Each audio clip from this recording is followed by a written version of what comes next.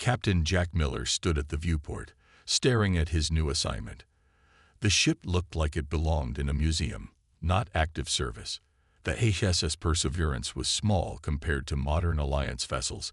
It hole-patched in dozens of places. The once proud name was barely visible under layers of space dust and corrosion. "They call it the Pebble," said Admiral Banks, not bothering to hide his smirk. "Fitting for a captain who thinks rules are just suggestions." Jack said nothing. 6 months ago, he had disobeyed direct orders to abandon a civilian colony under attack. His actions saved 2,000 lives, but cost the Alliance an expensive warship. The military court had 2 options: kick him out or demote him to the worst assignment possible. The Perseverance was that punishment. "Your crew arrives tomorrow," Banks continued. "They're as problematic as you. Consider this your last chance, Miller. Serve quietly, follow orders, and maybe in 10 years we'll talk about a transfer." After Banks left, Jack walked the empty corridors of his new command. The air smelled stale. Lights flickered. When he reached the bridge, half the control panels were dark. "This is worse than the reports said," he muttered. "You can say that again," came a voice from behind him. Jack turned to see a tall woman with short red hair carrying a toolkit. She wore an engineer's uniform with the name Reynolds on it. "Sam Reynolds, chief engineer, or I guess I am now." She didn't offer to shake hands. "I came early to see what I'm working with. It's not good." "You weren't supposed to arrive until tomorrow," Jack said. Sam shrugged. "I don't follow schedules well. That's why I'm here." "What did you do to deserve this assignment?" "Punched my commander when he ordered me to certify a ship safe that would have killed everyone on board." She looked around the bridge. "At least this one's only mostly dead." By morning, the rest of the crew had arrived. Kate Wilson, tactical officer, who had publicly questioned a popular admiral's battle strategy. Dr. Thomas Reed, who had tested experimental treatments without approval. And Alex Green, communications specialist, caught hacking Alliance databases just to see if I could. 5 people to run a ship normally crewed by 20. 5 careers the Alliance wanted to forget. "Welcome to the Pebble," Jack told them as they gathered on the bridge. "This ship and this assignment are meant to be our punishment. We patrol the emptiest sector of human space until we retire or quit." "Great pep talk, Captain," Kate said, examining her console with distaste. "I'm not finished," Jack replied. "The Alliance thinks we're done. They're wrong. This ship may be old, but it's still an Alliance vessel, and we're still Alliance officers. I plan to run this ship properly." "With what?" Sam asked. "Half the systems don't work, and we have no budget for repairs." Jack smiled for the first time. "Then we get creative." Over the next week, they assessed the Perseverance's condition. The results were worse than expected. Life support functioned at 60% capacity. Weapon systems were 3 generations out of date. The hull had integrity issues in multiple sections. On day 8, Jack found Sam in the engine room, surrounded by holographic displays. "Found something interesting," she said without looking up. "This ship's core architecture is unusual." "Unusual how?" "Modern Alliance ships use standardized components. Makes repairs easier but limits modifications." She pointed to a complex diagram. "The Perseverance is different. It was built when each ship was unique. Its systems are adaptable in ways newer ships aren't." Jack studied the display. "Can we use that?" "Maybe." Sam's eyes lit up with the first enthusiasm he'd seen from her. "With some creative engineering, we could modify this old girl to do things the designers never imagined."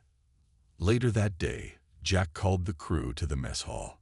It was the only room large enough for all 5 of them to sit comfortably. "We have 2 choices," he told them. "Accept our fate and patrol empty space in a dying ship, or do something about it." "We have no resources," Dr. Reed pointed out, "and requisition requests require approval from Admiral Banks." "Who will deny them?" Kate added. "Exactly," Jack agreed. "So we work with what we have." Alex looked thoughtful. I may know some people on supply stations who owe me favors. Nothing major, but enough to get some basic parts. I found medical nanites in storage, Dr. Reed said reluctantly. They're outdated for medical use, but with reprogramming, they could repair hull damage. Sam finished, suddenly interested. That's actually brilliant. Kate tapped the table. There's a salvage field in Sector 7. Abandoned after the border shifted. Alliance considers it worthless, but there might be useful components. Jack looked at each of them. These officers had broken rules because they put people above protocol.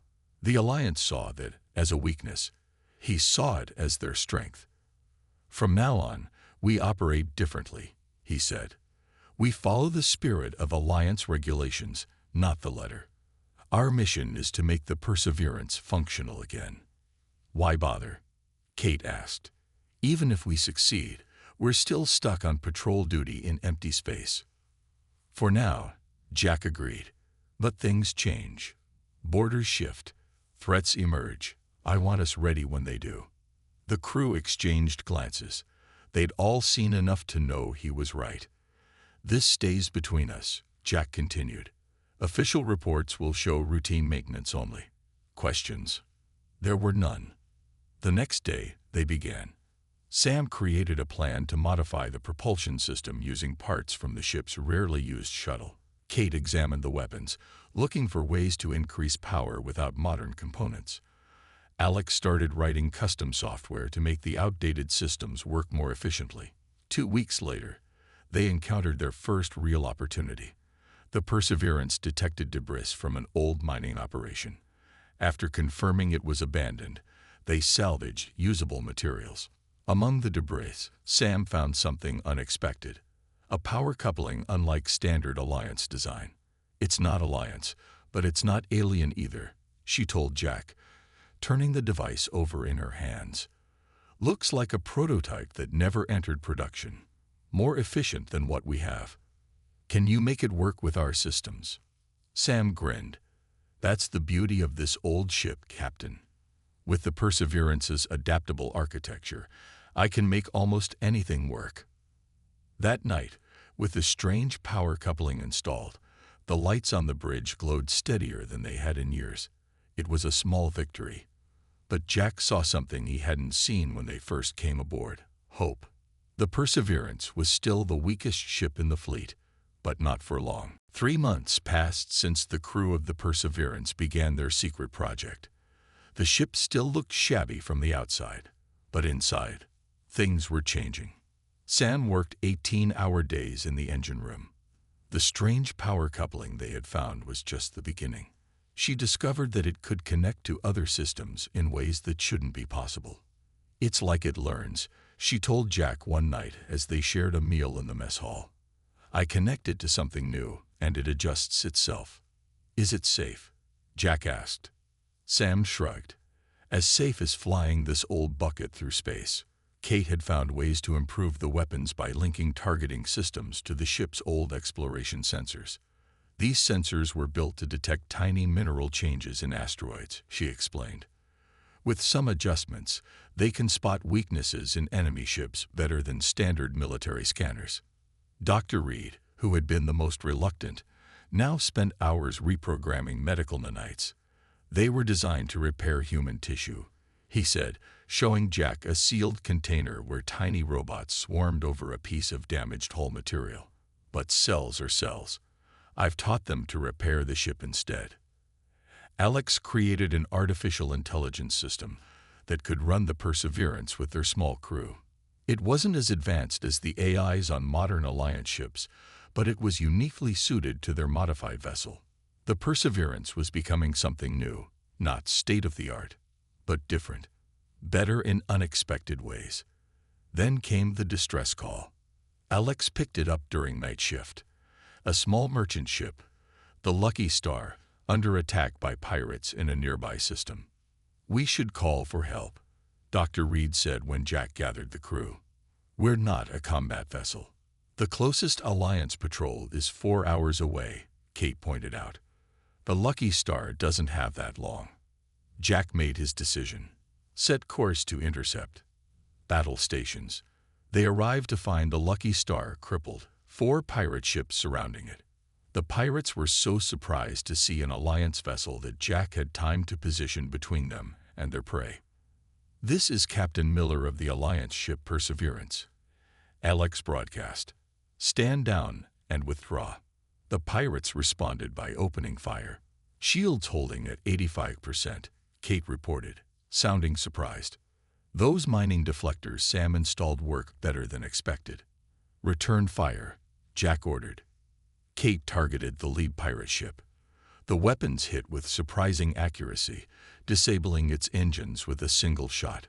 "How did you do that?" Jack asked. Kate looked at her console in amazement. The targeting system identified a structural weakness. It shouldn't be that precise. The remaining pirates, seeing their leader crippled by what appeared to be a weakling patrol ship, quickly retreated. After helping the Lucky Star with emergency repairs, its captain, a weathered woman named Morgan, came aboard the Perseverance. "This isn't a standard Alliance vessel," she said, looking around the bridge with knowing eyes. "You've made improvements." Jack tensed. If word got back to Alliance Command about their modifications, they would all face court-martial. Morgan raised her hand. "Don't worry. I'm not interested in reporting you. In fact, I'm impressed." She placed a small data chip on the console. "I trade in rare items.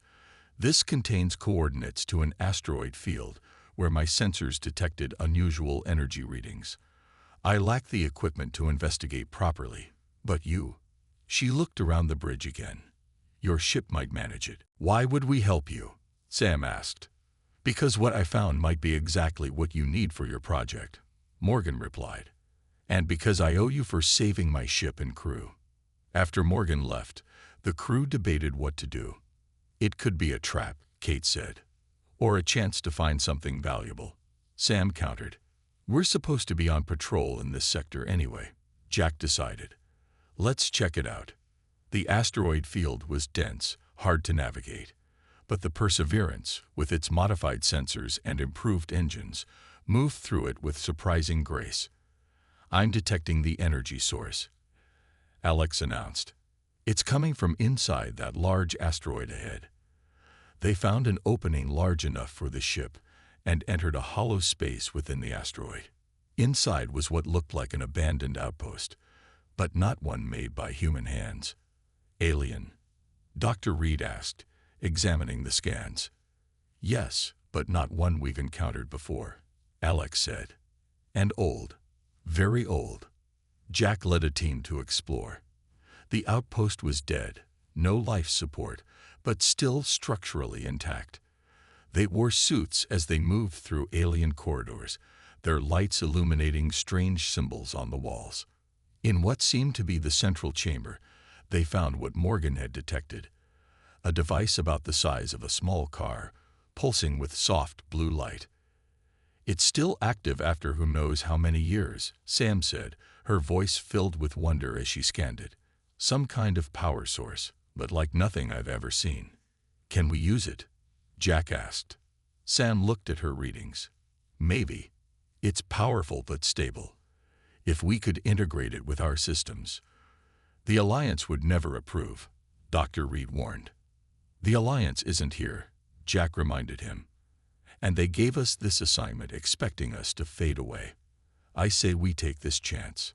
It took 3 days to remove the alien power core and another week to figure out how to connect it to the Perseverance's systems. Sam worked non-stop, stopping only when Dr. Reed forced her to rest. "The core wants to connect to our systems," she explained to Jack. "It's like it was designed to adapt to different technologies." On the 10th day, they were ready. The crew gathered on the bridge as Sam prepared to activate the connection. "If this works," she said, "our power output will increase by at least 300%. If it doesn't work," she shrugged, "we might all die." "Do it," Jack ordered. Sam pressed the activation sequence. For a moment, nothing happened. Then the ship shuddered. Lights flickered. Strange energy patterns ran across every screen. "What's happening?" Jack demanded. The core is interfacing with all systems simultaneously, Alex reported, fingers flying over the controls. It's incredible. Outside the viewport, they watched as the ship's hull began to change. The metal darkened, spreading outward from the engine room where the core was installed, until the entire ship was covered in a material that seemed to absorb light. It wasn't just black. It was an absence of color, as if that part of space had been erased. "Systems stabilizing," Kate announced as the shuddering stopped. "Power levels at 450% of previous capacity. Weapons, shields, sensors. Everything is enhanced. The hull has been transformed at the molecular level," Dr. Reed added, checking his medical scanners. "It's stronger than any material I've ever seen." Jack stared at the readings, then at the viewport showing their ship's new appearance. The Perseverance was no longer the weakest ship in the fleet. It had become something else entirely. "What have we created?" he wondered aloud. They were about to find out. 2 weeks after installing the alien power core, the crew was still discovering what their ship could do.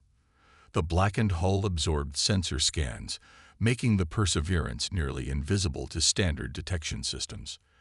The weapons hit harder, the shields were stronger, and the engines pushed the old ship to speeds it was never designed to reach. "It's like the ship is evolving," Sam told Jack as they reviewed the latest test results. "Every system keeps improving, even when we don't touch them." "Is that normal?" Jack asked. Sam laughed. "Nothing about this is normal, Captain. We've connected our systems to alien technology we barely understand." Jack nodded. They all knew the risks they had taken, any negative effects. "Nothing dangerous," Sam replied. "But there's something else." She hesitated. "Sometimes the ship seems to respond before we give commands, like it knows what we want to do." Before Jack could respond, the bridge door slid open, and Kate rushed in. "Captain, you need to see this." On the main screen, Kate displayed long-range sensor readings. "I detected an unusual energy spike near the edge of our patrol zone. When I focused our sensors on it, I found this." The screen showed what looked like a tear in space, glowing with strange energy patterns. As they watched, objects began emerging from it. "Ships?" Jack asked. "At least 20 so far," Kate confirmed. "Large ones, and they match no known design in our database." "Are we in visual range?" Kate shook her head. "No, but our enhanced sensors can create a rendering." The screen changed to show sleek vessels with sharp angular designs. They were dark gray with glowing red lines running along their hulls, like blood vessels. "They're heading for Alliance space," Kate said. "And they're moving fast." Jack hit the ship-wide comm. "All hands to the bridge, emergency stations." Within minutes, the entire crew had assembled. Jack explained the situation.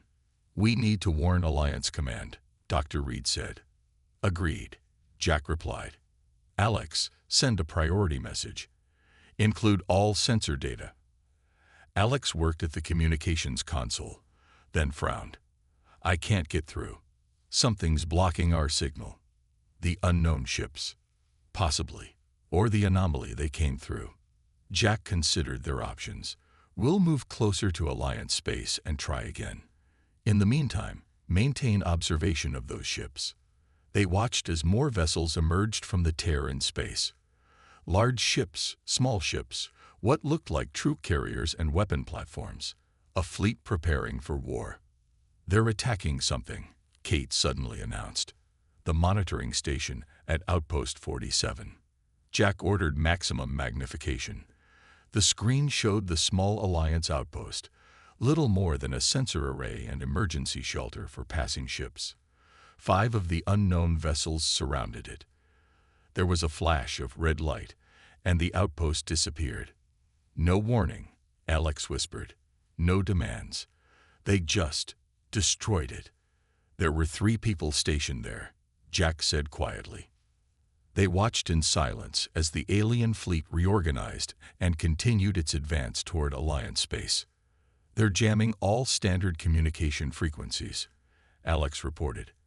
I can't get any message out. Then we need to get closer to Alliance territory, Jack decided. Plot a course that keeps us away from the main alien fleet. As they changed course, Kate detected a smaller ship breaking off from the alien fleet. It's heading our way. Fast. Have they spotted us? Jack asked. Unknown, but they're on an intercept course. Evasive maneuvers, Jack ordered. Let's see if our stealth capabilities work. The Perseverance turned away, its blackened hull absorbing light and scanner waves, making it nearly invisible against the backdrop of space. For a moment, it seemed the alien vessel would pass them by. Then it suddenly changed course, heading straight for them. They've seen us, Kate reported. Incoming weapons fire. Shields up, Jack ordered. The alien weapon hit them. A beam of red energy that would have cut through a normal Alliance patrol ship. But the Perseverance's shields, enhanced by the alien core, held. Shields at 90%, Kate reported, sounding surprised. That shot should have disabled us. Return fire, Jack ordered. Let's see what our weapons can do. Kate targeted the alien vessel and fired. The Perseverance's modified weapons struck with precision, hitting what appeared to be the alien ship's engine. The effect was immediate and dramatic. The alien vessel spun out of control, its propulsion system disabled. Direct hit, Kate announced. Their engines are down. Jack saw an opportunity. Can we capture that ship? We need information about what we're facing. Sam studied her console. We might be able to use the medical nanites to cut through their hull and create an entry point. Do it, Jack ordered. Kate, Alex with me. Dr. Reed, prepare the medical bay in case we find injured aliens. 20 minutes later, Jack led a boarding team onto the alien vessel. The inside was as angular as the outside, with corridors lit by the same red glow that lined the hull. They moved carefully, weapons ready. They found the crew in what appeared to be the command center, 5 beings that looked almost human, but with gray skin and eyes that glowed the same red as their ship. 4 were dead, killed when their vessel's systems exploded during the battle. 1 still lived, badly injured. Dr. Reed, Jack called over the comm. We need you here. The alien was brought back to the Perseverance's medical bay. Dr. Reed worked to save its life, while Alex tried to establish communication. I've analyzed their language from their computer systems, Alex explained. It's complex, but our translation software is adapting. Hours later, the alien regained consciousness. It looked at the humans surrounding it with what seemed like contempt. Why did you attack the outpost? Jack asked. The translation software converted his words, and the alien responded in a harsh, clicking language that the software then translated for the humans. It was in our way, the alien replied. As your world will be. What do you want from us? Jack pressed. Want? Nothing. You exist. That is enough reason for the Dominion to end you. The Dominion? Alex asked. The alien's red eyes seemed to glow brighter. We are the Dominion. We move from galaxy to galaxy, cleansing them of lesser species. Your alliance is nothing to us. Your weapons are primitive. Your ships are weak. Not all of them, Jack said, thinking of how the Perseverance had disabled this alien ship. The alien made a sound that might have been laughter. 1 ship means nothing. Our main fleet approaches. Thousands of vessels. Millions of soldiers. Your species will be extinct within days. Jack looked at his crew, seeing the same determination in their eyes that he felt. Their ship, once the weakest in the fleet, might now be humanity's best hope. How long until the main invasion force arrives? He asked the alien. The alien's glowing eyes seemed to smile. They are already here. We need to warn the Alliance, Jack said after they secured the alien prisoner in the medical bay. Now, the Perseverance raced toward Alliance space, pushing its enhanced engines beyond what should have been possible. Behind them, their sensors tracked the massive Dominion fleet spreading through the sector. They're attacking the border stations, Kate reported. 3 outposts gone already. Still can't get through on normal channels, Alex added. The Dominion is jamming everything. Keep trying, Jack ordered. All frequencies, all codes. After 18 hours at maximum speed, they finally reached the edge of core Alliance territory. A patrol of 3 warships intercepted them immediately. Unidentified vessel, this is the Alliance warship Defender, came a stern voice over the comm. Power down your engines and prepare to be boarded. This is Captain Jack Miller of the HSS Perseverance, Jack responded. We have critical intelligence about an alien invasion force. Request immediate audience with command. There was a pause before the reply came. Perseverance, your ship does not match registry specifications. Identify yourself properly or we will open fire. It's our modified hull, Sam whispered. They don't recognize us. Jack tried again.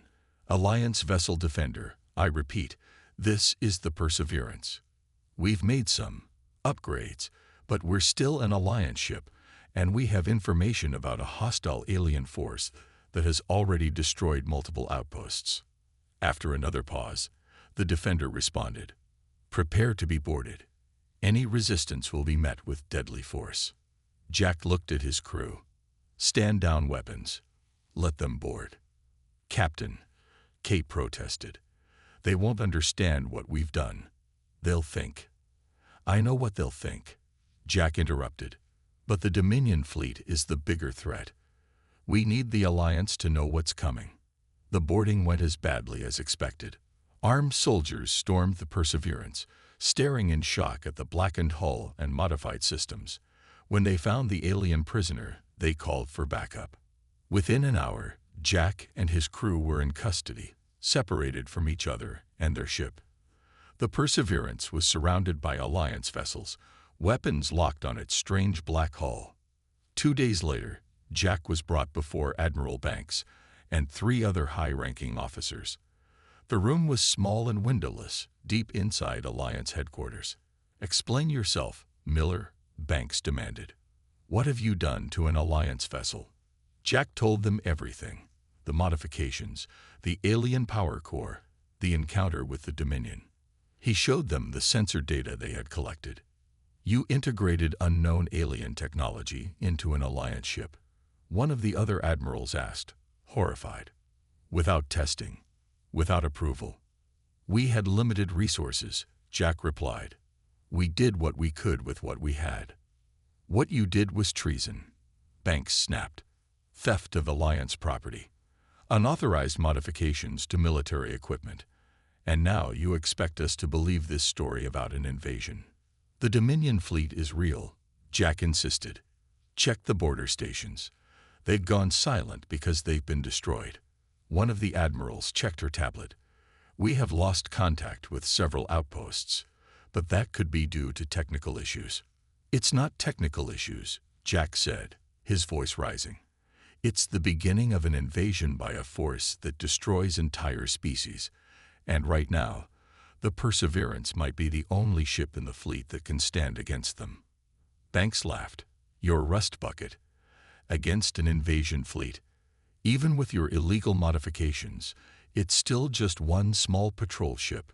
A patrol ship that defeated one of their vessels, Jack countered. Our modified hull absorbs their energy weapons. Our shields withstand their attacks. Our weapons can penetrate their defenses. The admirals exchanged glances. One of them, an older woman with short gray hair, leaned forward. Captain Miller, your ship will be studied by our top scientists. If there is useful technology there, we will find it. But you and your crew will face court-martial for your actions. Jack was returned to custody. Later that day, he was allowed to see his crew in a guarded meeting room. They're not listening, he told them. They're more concerned about our modifications than the Dominion threat. They've taken blood samples from all of us, Dr. Reed reported, and they've been questioning me about the medical nanites. They're stripping the Perseverance, Sam added bitterly, taking it apart piece by piece to study the technology. What about the alien? Jack asked. Moved to a secure facility, Alex said. They wouldn't tell me where. As they talked, the door opened and a familiar face entered. Morgan, the captain of the Lucky Star. "You," Jack said in surprise. "How did you get in here?" Morgan smiled. "I have access to places most people don't." She sat down at the table. "Your alliance is in trouble, Captain Miller. They don't understand what they're facing." "You know about the Dominion?" Kate asked. Morgan nodded. "I'm part of a group that monitors threats to galactic stability. We've tracked the Dominion for years as they move through neighboring galaxies. Now they're here, and your military is not prepared." "Why tell us?" Jack asked. "We're prisoners, powerless." "Not entirely," Morgan replied, sliding a small device across the table. "Your ship is special, Captain. The alien core you installed has bonded with it in ways even we don't fully understand. And it's bonded with you too, all of you." Sam picked up the device. "What is this?" "A key," Morgan answered. "It will unlock your cells and give you access to Hangar 7, where they're keeping the Perseverance." "You want us to escape?" Dr. Reed asked, alarm in his voice. "That would make us actual traitors." A sudden alarm blared through the building. Red emergency lights began flashing. "What's happening?" Jack demanded. Morgan's face was grim. "The Dominion's main fleet has arrived. They've broken through the outer defenses already." A voice came over the station speakers. "All personnel to battle stations. This is not a drill. Repeat, all personnel to battle stations." Jack looked at his crew, then at Morgan. "How bad is it going to be?" "Without your ship," Morgan replied. "The Alliance will fall within days." Jack took the device from Sam. "Then we need to move quickly." As alarms continued to sound, Jack turned to his crew. "I won't order any of you to do this. If we take the Perseverance without authorization, there's no going back. We'll be fugitives. If we don't," Kate said, "there might not be an Alliance to return to." One by one, the crew nodded their agreement. "Dr. Reed," Jack said to the medical officer, who still looked uncertain, "what have you learned about the ship since we installed the core?" Reed hesitated, then said, "Something strange has been happening. The nanites report that the ship's systems are becoming more integrated, more alive. It's developing patterns similar to a neural network." "Are you saying the ship is becoming sentient?" Alex asked. "I don't know," Reed admitted, "but it's changing in ways we don't understand."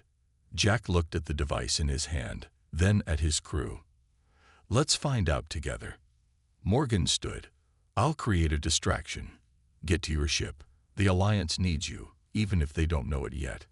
As Morgan left, Jack activated the device. The door lock clicked open. "Time to go," he said. The Perseverance was waiting for them. Alarms blared throughout Alliance headquarters as Jack and his crew raced through the corridors. Security forces were distracted by the Dominion attack, making their escape easier than expected.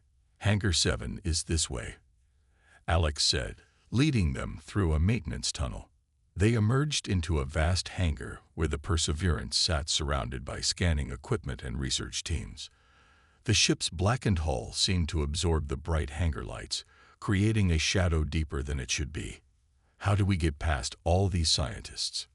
Kate whispered. As if in answer, the hangar's emergency lights began flashing red. A voice came over the speakers. "All non-essential personnel evacuate immediately. Dominion forces have breached orbital defenses."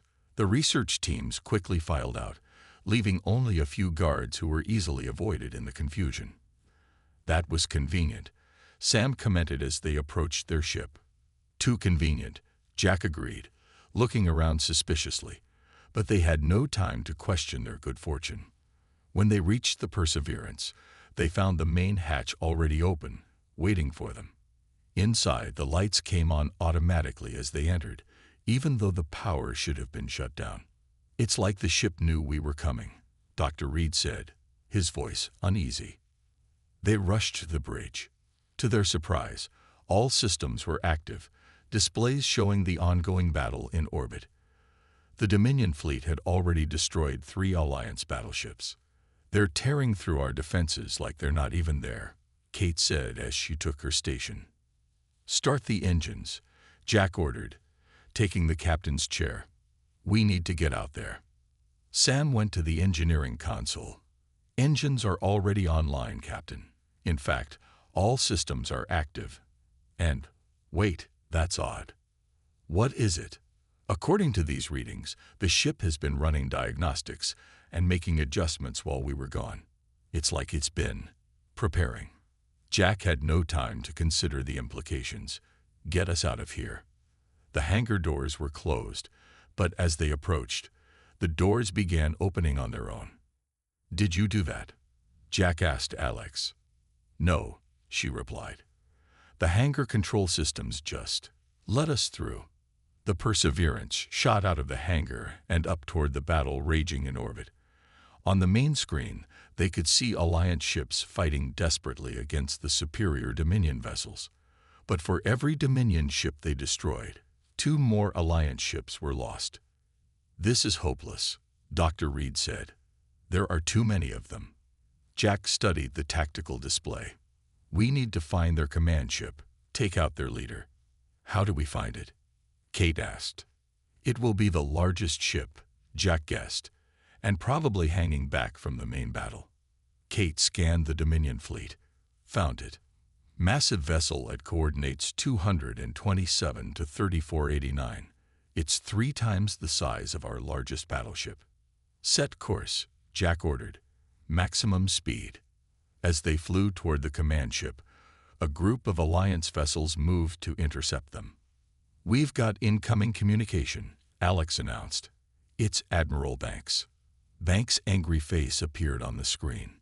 "Miller, return that vessel immediately or be fired upon." "Admiral," Jack replied urgently, "there's no time for this.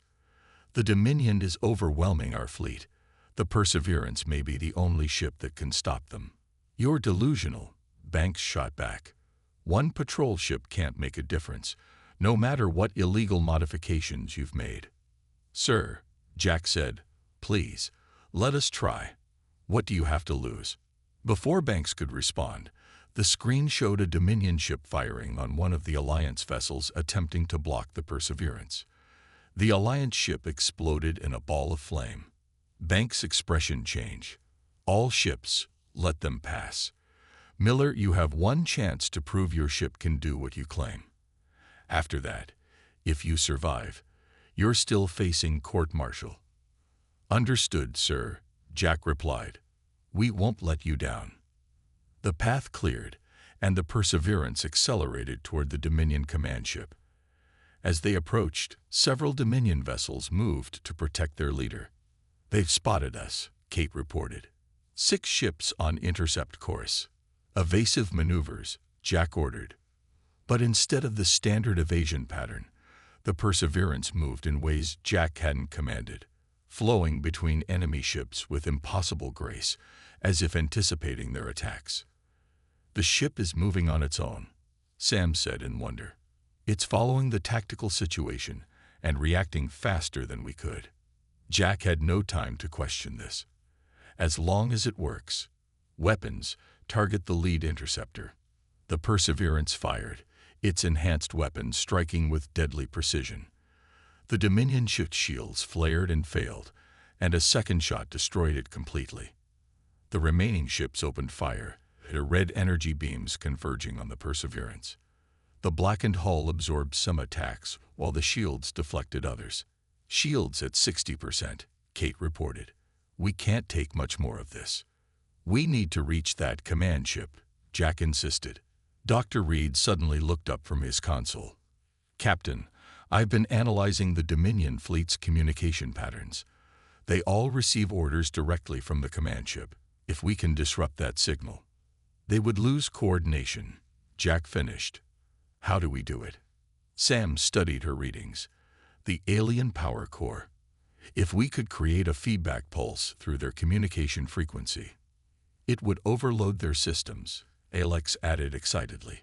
"But we have to get very close to the command ship, and it might burn out our core," Sam warned. We might not survive the pulse. Jack looked at his crew, the misfits, the rule breakers, the ones the Alliance had tried to forget. Each face showed the same determination he felt. If we don't try, humanity won't survive, he said simply. Everyone, listen carefully. He outlined the plan. They would push through the remaining defenders, get as close as possible to the command ship, and unleash the feedback pulse. It was a suicide mission, but no one objected. When he finished speaking, Jack stood. This might be our last mission. I want to say it's been an honor serving with each of you. We took the weakest ship in the fleet and made it into something extraordinary. Whatever happens next, remember that. The crew stood with him. Together, they placed their hands on the central console. For humanity, Jack said, we make this oath. We will protect our people, whatever the cost. As they spoke these words, something strange happened. The ship's systems pulsed with energy. The blackened hull began to glow with subtle patterns, like symbols etching themselves into the darkness. What's happening? Alex whispered. The ship, Sam said in awe. It's responding to us. To our oath. The symbols glowed brighter, spreading across the hull in patterns that resembled ancient writing. The ship's power readings spiked beyond anything they had seen before. It's ready, Jack said, somehow knowing it was true. Let's finish this. The Perseverance surged forward, its enhanced systems operating beyond all known limits. It tore through the Dominion defenders, taking damage but refusing to stop. Command ship in range, Kate announced. Initiate the pulse, Jack ordered. Sam activated the sequence. The alien core glowed blindingly bright as energy built up for the pulse. 30 seconds to discharge, she reported. The core is becoming unstable. Jack opened a channel to the Alliance fleet. All ships, prepare to attack on my signal. The Dominion fleet will be vulnerable after our pulse. Admiral Banks' voice came through. We're ready, Miller. And good luck. 15 seconds, Sam counted down. The hull can't contain this much energy for long. 10 seconds. Jack looked at his crew one last time. It's been an honor. 5 seconds. The screens went white as energy flooded the ship. The last thing Jack heard was Sam shouting, "The ship is creating some kind of protective field around us." Then everything exploded into light. When Jack opened his eyes, he was floating in darkness. No, not darkness. The blackened hull of the Perseverance, somehow wrapped around him like a cocoon. Through gaps in the material, he could see space and the distant lights of ships. One by one, his crew awakened beside him, all encased in the same strange protective material. We're alive, Kate said in disbelief. The ship, Sam whispered. It saved us. Outside their protective bubble, they could see the Alliance fleet engaging the Dominion vessels, which moved erratically, without coordination. The pulse had worked. The blackened material around them began to shift, forming a sphere that carried them through space. Through the gaps, they watched as the Dominion command ship exploded, torn apart by Alliance weapons. We did it, Alex said softly. The sphere continued moving, taking them away from the battle, away from Alliance space. The symbols that had appeared on the hull now glowed from within the material surrounding them. Where is it taking us? Dr. Reed asked. Jack touched the surface of their strange cocoon. It felt warm, alive. I don't know, he admitted, but I think the ship is still with us. Changed, but with us. As if in answer, the glowing symbols pulsed brighter, and the sphere accelerated, carrying the crew of the Perseverance into the unknown depths of space. Behind them, the Alliance celebrated victory over the Dominion, unaware that the heroes responsible were still alive. Transformed by their encounter with ancient technology and bound together by their oath, the blackened farewell oath that had saved humanity and changed them forever. And in distant parts of space, stories began to spread of a strange blackened vessel that appeared when ships were in danger, helping them before vanishing again into the darkness between stars.